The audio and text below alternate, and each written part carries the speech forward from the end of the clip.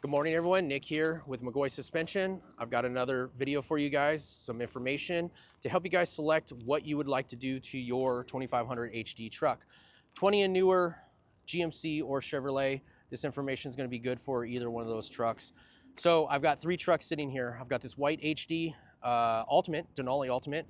I got a stock AEV 2500 AT4X in the middle, and then I've got another 2500 HD AT4 sitting on some bigger tires as well. We'll go over the actual lift kits, suspension setups that are on these trucks, but this is to help you kind of gauge where you might want to be with your own personal truck.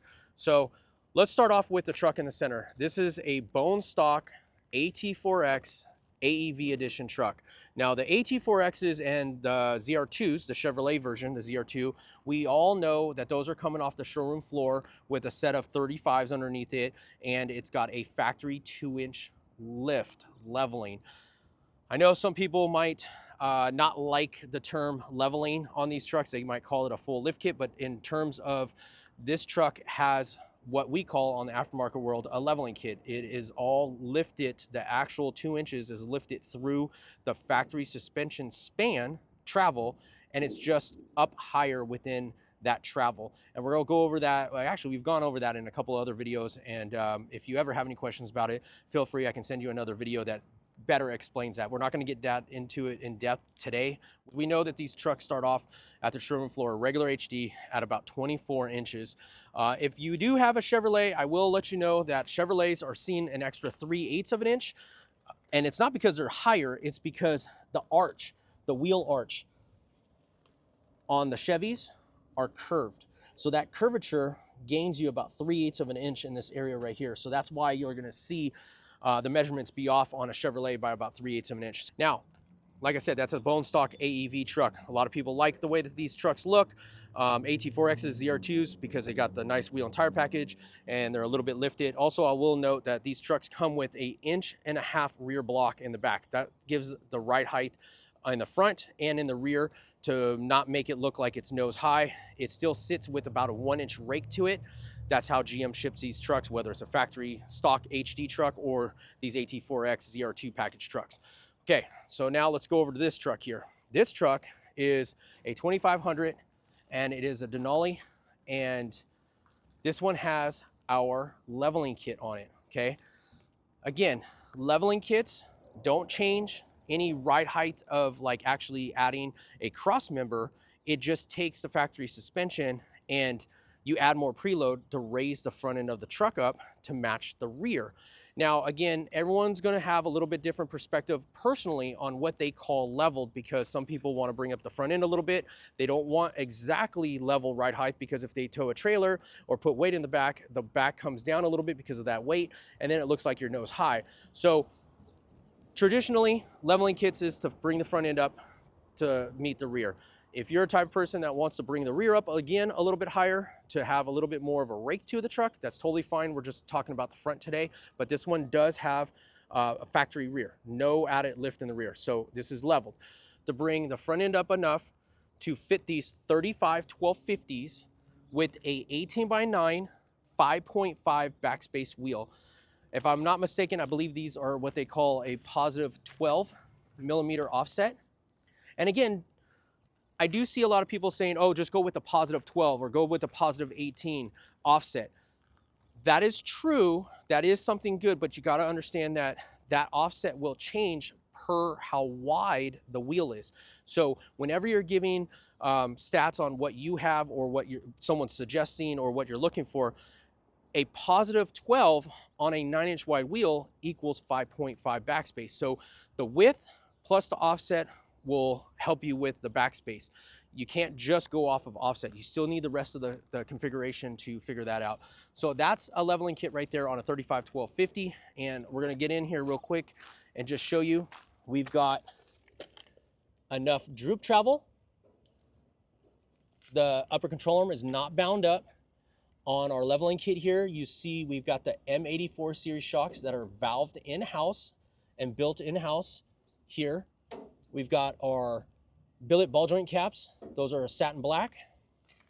Let's go underneath and check out where the money is. And when I say the money, is because we're talking about angles.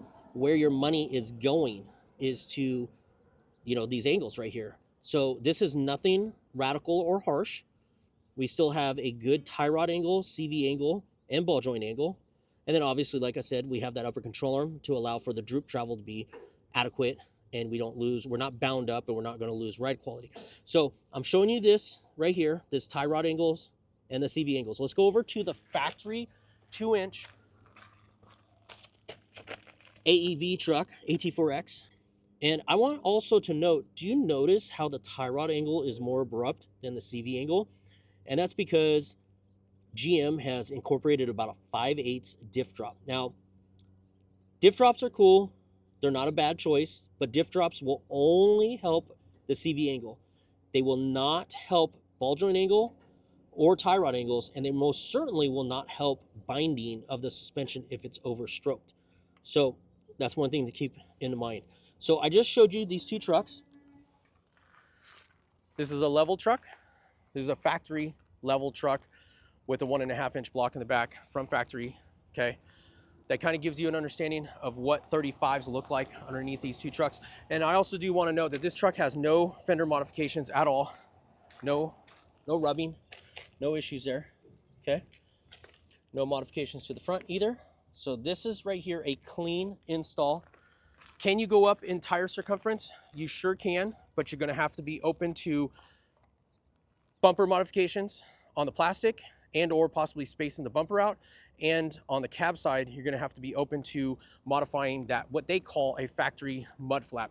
That plastic right there, this right here is called a factory mud flap. They do sell these aftermarket where it's called a delete, and it basically tucks it up a lot taller in closer to the body and allows for more room. So these, you don't get any rubbing in here. So it kind of cuts them back at a little bit of angle. So you can look into those too. We're not showing you a truck that's overstretched. In our last video that we posted, we did see this truck on 37s and it was pretty well stretched out. We were trying to emulate what some people are doing online, but then also complaining about ride quality. This is how this truck turned out on that same leveling kit, now lowered down to the proper ride height to allow for droop travel, and it's on a set of 35 1250s. And again, like I said, depending on your wheel and tire combination, you can maybe stick out further, but then you have to go down to a smaller size tire, or you can tuck it in a little bit further and get a little bit more circumference out of it. We can go into more details like that. If you guys want to discuss it, you're more than welcome to get in touch with me or any of our local dealers to discuss that, but I wanted to show you that. Now, let's show you this black truck on the end. So if you see there, the mirror, we're sitting about 2 inches taller, I'd say. Over here, we're about an inch, give or take, okay? So this black truck over here, this is sitting on our 4-inch kit. This is a true lift kit. And a true lift kit is going to include this front cross member that drops the lower control arms down, and then it maintains all the factory working angles. So you see the CV angles, the tie rod angles, the lower control arm, ball joint, everything is in factory configuration, what you would see underneath a factory truck. That's significant because we're getting the height to accommodate for a larger size truck. We're getting the height to accommodate for the larger size tire, but we're not jeopardizing ride quality or any of the steering angles or any of the geometry that makes this truck just so much better drivable, just anything going down the road of how the characteristics are. So let's look at the side profile here and let's talk about the ride height on this truck. So again, we're gonna get Kelly to come in and help us on this truck. We're gonna measure again from that lip down to the center. And on this truck here, we're sitting at 28 inches, okay?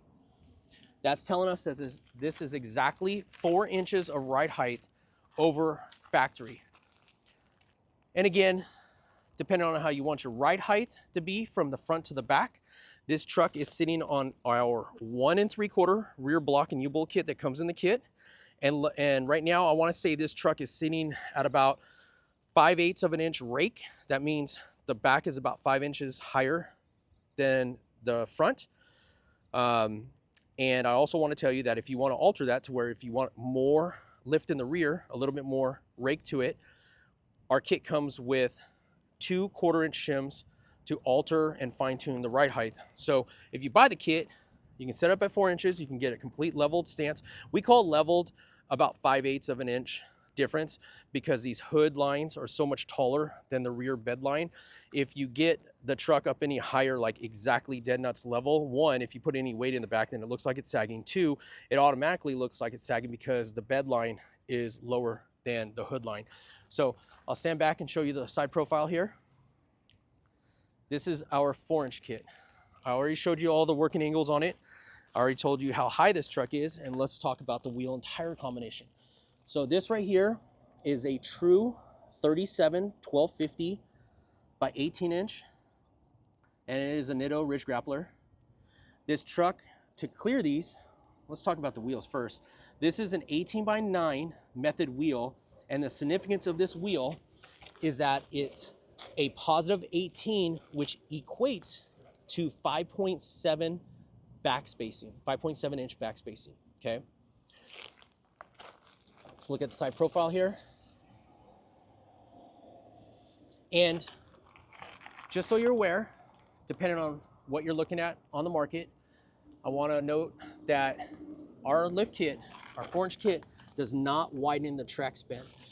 What I mean by that is that if you look at this bolt hole, that's the factory lower control arm bolt hole. That's the new position because of it drops down exactly 4 inches with that cross member. It is not offset to the side. A lot of lift kits on the market, you'll see that the bolt's over to the side and it's not directly dropped down, straight down. That's because they're widening the track span. The significance is that if you buy a kit that already widens the track span, you're already pushing out the front tire and wheel. So we have it's exactly 0 track width gain. And with this setup, 18 by 9, 37 1250s, positive 18 equals a 5.7 backspace wheel. That right there is how flush you're gonna get, okay? No need for any wheel spacers in the back or anything like that. We're nice and flush. So this video, I'll just wrap this up here. This video was to just show you, in my opinion, what a lot of people are always trying to emulate is they really love how these AT4Xs or ZR2s come off the showroom floor with the 35s. It's like a 305, 70, 18, I believe, or something like that. It equates to just shy of a 35, but they like these trucks because they look so much more beefier than a factory truck. The, tires sticking out a little bit wider than factory. Everyone likes this truck. They like this stance. So if you're looking to emulate what GM has done to their trucks, you can get one of our leveling kits. So if you max out this leveling kit, max it out and go higher, you lessen the droop travel, okay?